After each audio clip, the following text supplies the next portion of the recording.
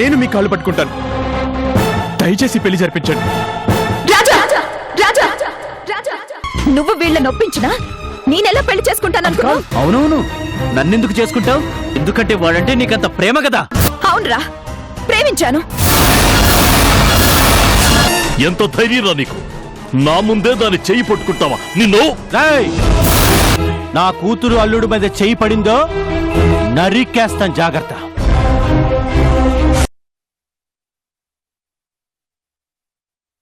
నా అల్లుడి జీవితం నాశనం కాకుండా కాపాడుకోవడం నా బాధ్యత.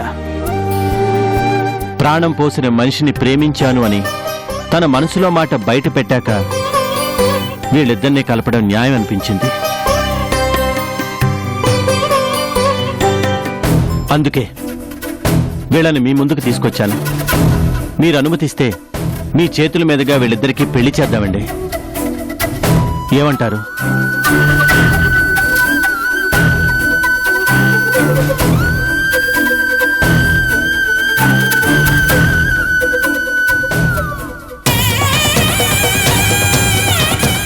అయ్యయ్యో, అదేంటండి? మీరు చేసిన గొప్ప పనికి ఇంతకంటే కృతజ్ఞత ఎలా చెప్పుకోవాలో తెలియడం లేదండి.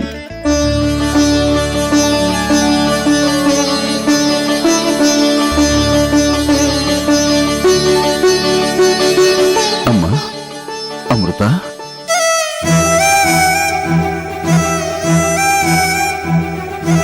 బాబు రాజా,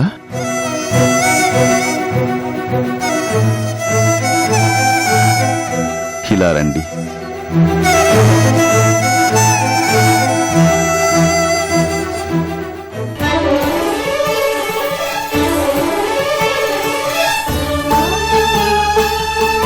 ఇన్ని రోజులు నా కళ్ళ ముందే ఉన్న అల్లుడిని వదిలేసి ఎక్కడెక్కడో వెతికాను.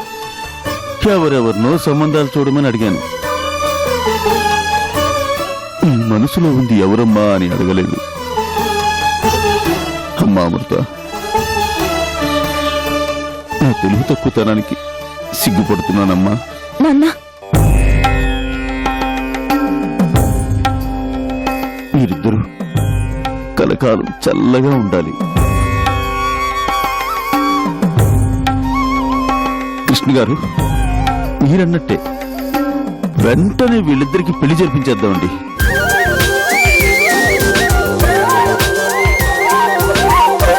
బాబు రాజా,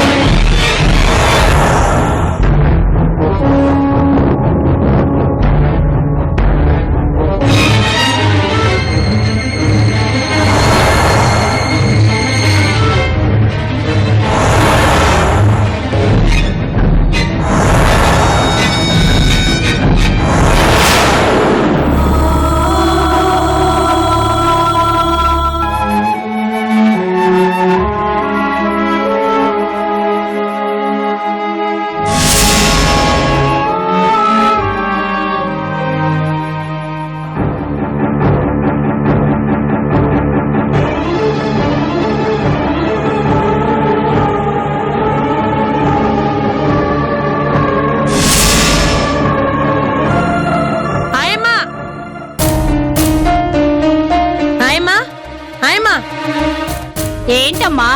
ఆ బర్నింగ్ వర్డ్ ఎంత మురిగ్గా ఉంది. బర్నింగ్ వర్డ్ ఎంత నీట్ గా ఉండాలో తెలుసా? ఇలా అయితే ఎలా? ఎన్నిసార్లు తుడవాలమ్మా?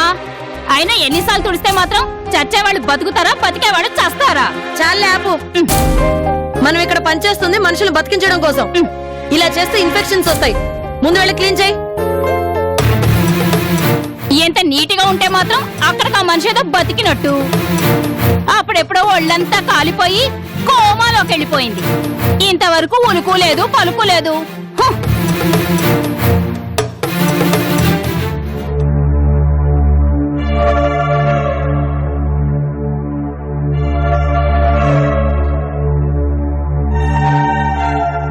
ఇంతవరకు ఈ మనిషి గురించి ఎవరూ రాలేదంటే అందరూ చచ్చిపోయింది అనుకుంటారు.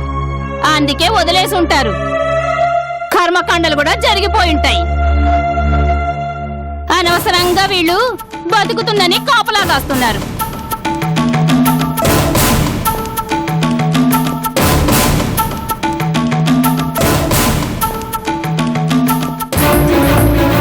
ఏంటో వీళ్ళ ఎర్రి. ఇలాంటోళ్ళు బతికితేనంటే చేస్తానంటే అడిగేవాళ్ళు లేరు, పట్టించుకునే నాథుడే లేడు. హ్మ్.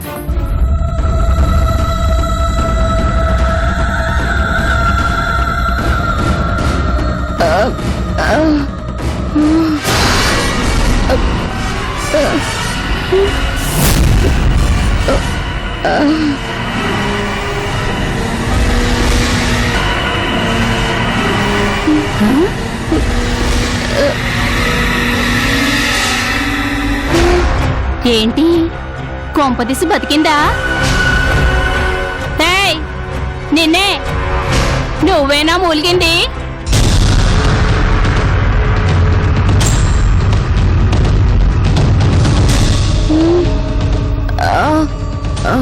ఏయ్, నిన్నే.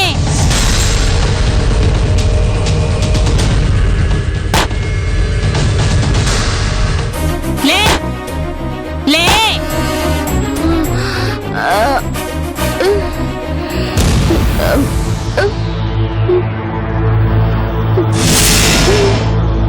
ఇదిగో, నీ పేరేంటి? చందు. చందు. ఏంటి చందునా?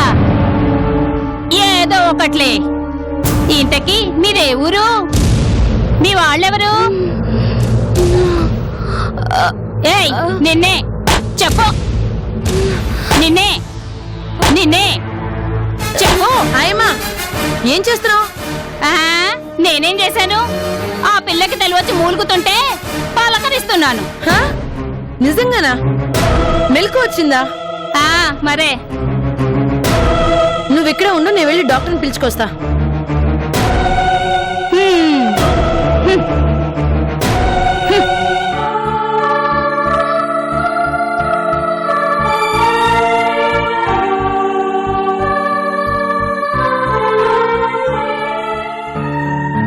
అయ్యా, నా పని నేను చేసుకోగలనా? నా చేయి బాగోద్దంటారా? పెళ్ళాం పిల్లల గల్లోని వైద్యం చేయించుకునే స్తోమత కూడా లేదయ్యా. మీరే కాపాడాలి. ఏం పర్వాలేదు, ఓ 15 రోజుల్లో పూర్తిగా తగ్గిపోతుంది. మళ్ళీ నీ పనులన్నీ మామూలుగా చేసుకోవచ్చు. నేను మందులిస్తాను, జాగ్రత్తగా వాడండి. ఇది పొద్దున్న, మధ్యాహ్నం, సాయంత్రం. అట్టాగే. ఇది పొద్దున ఒకటి, సాయంత్రం ఒకటి. వెళ్ళి ఉంటానయ్యా.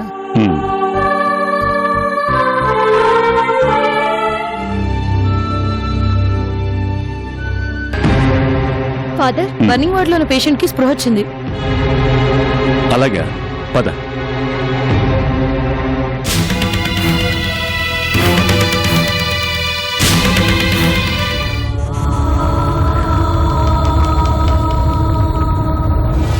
అమ్మా, అమ్మా, అమ్మా, అసలు నువ్వెవరో, నీ పేరేంటో చెప్పగలవా?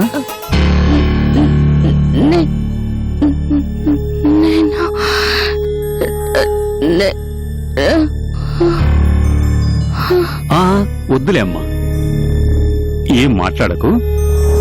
కాసేపు ఇలాగే విశ్రాంతి తీసుకో. చూడు సిస్టర్, ఈ అమ్మాయిని చాలా జాగ్రత్తగా చూసుకోవాలి. టైంకు మందులు ఇవ్వాలి. గంటకోసారి పల్సు చూడు. ఇన్ఫెక్షన్స్ రాకుండా చాలా జాగ్రత్తగా చూసుకోవాలి. అలాగే ఫాదర్. ఇన్ని రోజులు మృత్యువుతో పోరాడి గెలవటం చాలా గొప్ప విషయం. తను బతికింది అంటే ఆ ప్రభువు కృపే.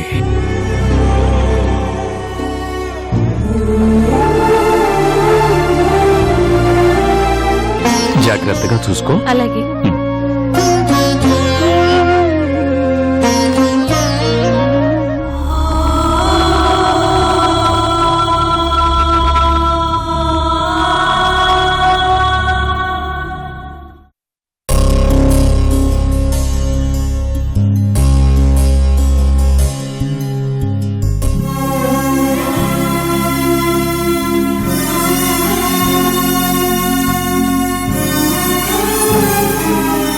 భారతి,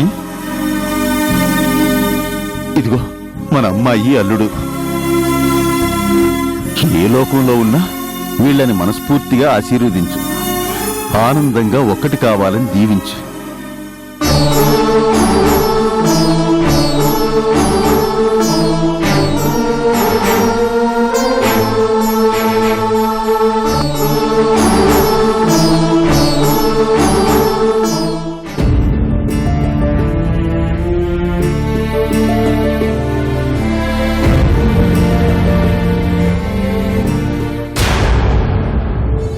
అన్నయ్య,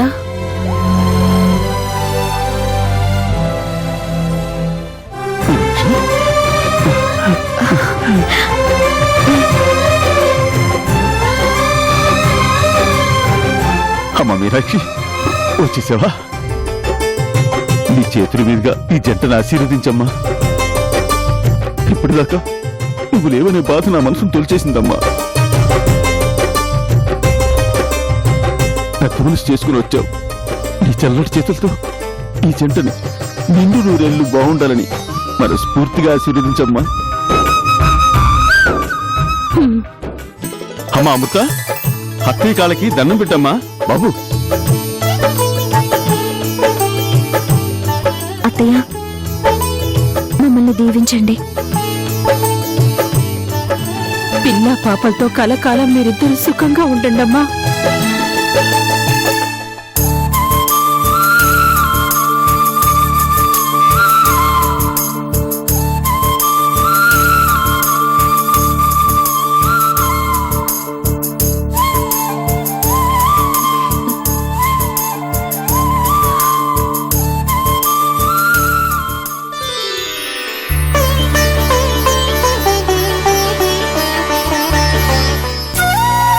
ఏంటత్తయ్యా ఇది? ఎందుకమ్మా ఇవన్నీ? ఎందుకేంటన్నయ్యా? నా కోడలికి నేను కాకపోతే ఇంకెవరిస్తారు?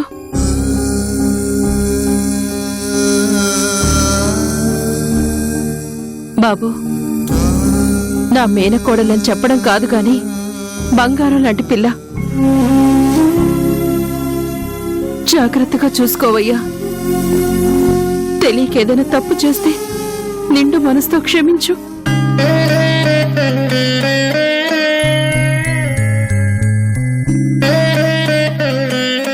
అత్తయ్య, నా మీద నీకు నిజంగా కోపం లేదా? కోపమా? కోపం ఎందుకురా? నీ ఇంటి కోడలు కావలసిన పిల్ల మరో ఇంటి కోడలైనందుకు మనసులో బాధగా లేదా చెల్లెమ్మా? ఏంటన్నయ్యా నువ్వు? పిల్లలు చిన్నవాళ్లుగా ఉన్నప్పుడు చాలా అనే అనుకుంటాం. అవన్నీ జరగాలని ఉంటుందా? ఈ రోజు ఉన్నవాళ్ళం రేపుంటామో లేదో కూడా చెప్పలేం. అలాంటిది 25 ఏళ్ల తర్వాత మన పిల్లలు మనలాగే ఉండాలని రూలేం లేదు కదా.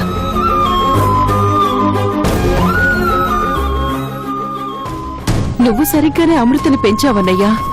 కాని నా కొడుకే నేనెంత జాగ్రత్తగా పెంచినా తను జాగ్రత్తగా పెరగలేదు.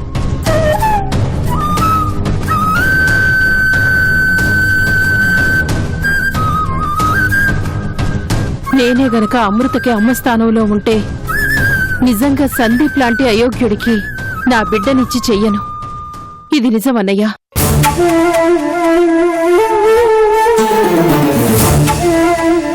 భర్తంటే ఇదిగో ఇలా ఉండాలి. ఏ పరిస్థితుల్లో ఉన్న ఆడపిల్లకి రక్షణగా నిలబడాలి. ఏ ఆడపిల్లైనా భర్త సంపాదించే డబ్బును చూసి ఇష్టపడదు. తనకి తోడుగా నీడగా ఉండి కాపాడగలిగే మగాడిని భర్తగా పొందాలని కోరుకుంటుంది. అన్నయ్య, రాజానే అమృతకి సరైన భర్త. మీ ఇద్దరి జంట చాలా బాగుంది తల్లి.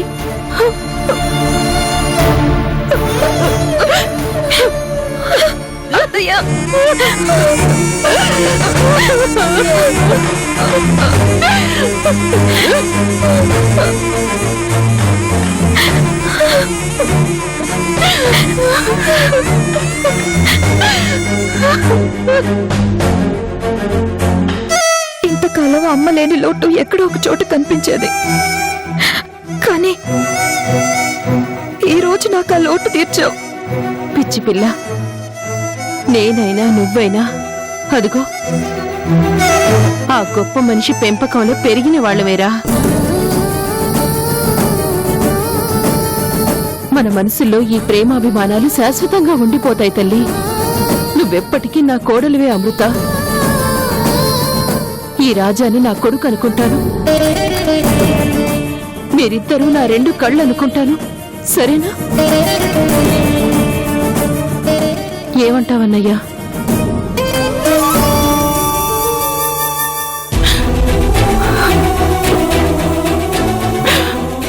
అమ్మా మీనాక్షి, ఓ అన్నగా నేను నిన్ను పెంచిన దానికంటే ఓ మనిషిగా నువ్వు ఎదిగింది చాలా ఎక్కువ అనిపిస్తుందమ్మా.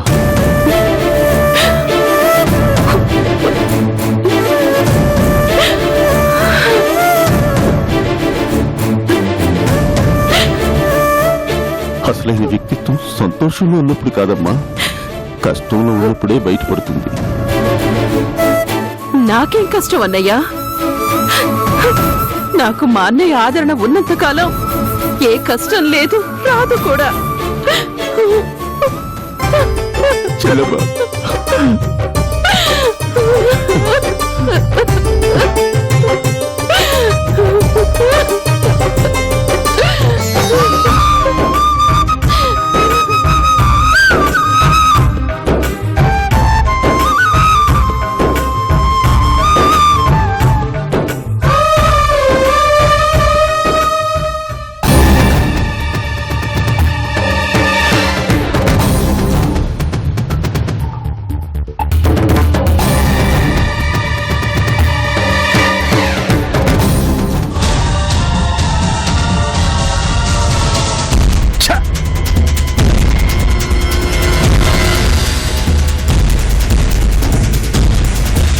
నా కూతురు అల్లుడు మీద చేయి పడిందో నరికేస్తాను, జాగ్రత్త.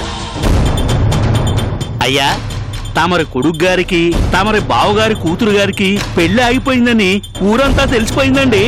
పైగా విశ్వనాథం గారింటికి కొత్తలుడుగా రాజా కొత్త అవతారం ఎత్తాడని ఊరంతా గుప్పుమంటోందండి. అంటే ఏంట్రా? అంటే ఏముందండి, తమరి పలుకుబడికి బేటలు పడుతున్నాయండి. నిన్నటిదాకా తమరిని చూస్తే వణికిపోయే రైతులు మెల్లగా మిమ్మల్ని చూసి భయపడటం మానేశారండి. కౌలు కోసం పోతే మేము విశ్వనాథ్ గారికే ఇస్తాం, లేదంటే కొత్తలుడు రాజా గారికే ఇస్తామని మొహం మీద చెప్తున్నారండి. ఏవిందన్నా? పోయిందిరా, నా ప్లాన్ అంతా సర్వనాశనం అయిపోయింది. కోట్ల రూపాయల ఆస్తి మన చేతికొచ్చినట్టే వచ్చి చేజారిపోయింది. కాదు, ఆ రాజాగాడు గద్ద తన్నుకుపోయినట్టు తన్నుకుపోయాడు. ఒకరోజు కాదు, 2 రోజులు కాదు, 25 సంవత్సరాల నుంచి కాపు కాసుకుని ఉన్నారు. ఆఖరి నిమిషంలో అమృత పోయింది, ఆస్తి పోయింది. అసలు నువ్వు తప్పు చేశావు నాన్న. 4 మనుషుల్ని పంపించి ఆ రాజాగాడిని లేపేస్తుంటే ఈ సమస్య వచ్చేది కాదు. అసలు ఆ రాజాగాడి ఎవరు నాన్న? మధ్యలో వచ్చాడు, మనల్ని మన ప్లాన్లని సర్వనాశనం చేశాడు. వాడినెందుకు నన్ను బతకనియాలి? చంపేద్దాం. చంపేస్తే సమస్య తీరిపోదు బాబు, మరింత పెరిగి పెద్దదవుతుంది. ఎందుకు పెద్దదవుతుంది? ఎందుకంటే మనకు కావాల్సింది రాజాగారి కాదండి, మీ మామగారి ఆస్తి. ఒకవేళ రాజాను చంపినా ఆస్తి మీకు దక్కదు కదండి. రాజాని చంపితేనే ఆస్తి కలిసి వస్తుంది అని అనుకుంటే మీ నాన్నగారు వాడిని ఎప్పుడో లేపేసేవారు కదండి. ఏమండే, అంతేనా? అవునరా, ఇంతకాలం నేను ఓపికతో ఎదురు చూసింది ఆ ఆస్తి కోసం. నువ్వు ఆ ఇంటికి అల్లుడువైతే మనకి కోట్లు కలిసొచ్చేవి. ఛ! ఆ అవకాశం నాశనం అయిపోయిందిరా. అయ్యా, అమ్మగారు వచ్చారు. బాగో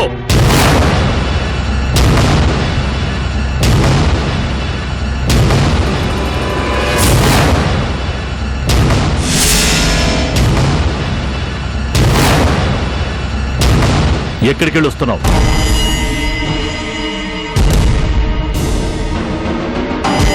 అడుగుతుంది నిన్నే. ఎక్కడికెళ్ళి వస్తున్నావు?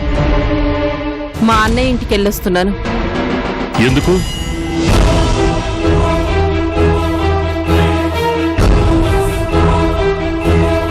ఇంకెందుకు నాన్న? ఆ అమృత రాజాల్ని దీవించడానికి వెళ్ళింది. చెప్పు, ఎందుకెళ్ళావు? మీ కొడుకు చెప్పాడుగా, అందుకే వెళ్ళాను. నేను ఆ ఇంటికి ఆడపడుచుని. నా మేనకోడలు పెళ్లి చేసుకొని వచ్చింది. మేనత్తగా వాళ్ళని దీవించడం నా కర్తవ్యం. అందుకే వెళ్ళాను. సిగ్గులేదా నీకు? నీ కొడుకుని కాదని ఎవరో దాన్ని పోయే కోనికిసుక గాండి తెచ్చి నీ అన్నయ్య అల్లుని చేసుకుంటే మొహం పగిలేలా 4 చేవాట్లు పెట్టి రావాల్సింది పోయి వెళ్ళి దీవించొస్తావా? అసలు నువ్వు నా కన్న తల్లివేనా? నీకు నా మీద నిజంగానే ప్రేమనైతే ఉందా? ఆ అమృత నన్ను అవమానించి వాడెవరి చేతులు తాళి కట్టించుకుంటుంటే ఆ తాళి తెంపి రావాల్సింది పోయి మేనత్తగా ఆశీర్వదించొస్తావా? అయిపోయిందా? ఇంకా ఉందా?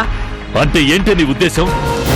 ఈ ప్రపంచంలో ఏ తండ్రైనా తన బిడ్డకు యోగ్యుడైన వాడిని భర్తగా తీసుకురావాలి అనుకుంటాడే గాని ఇలాంటి తిరుగుబోతు వేదవని అల్లుడిగా చేసుకోవాలని ఎవ్వడూ అనుకోడు. అమ్మా!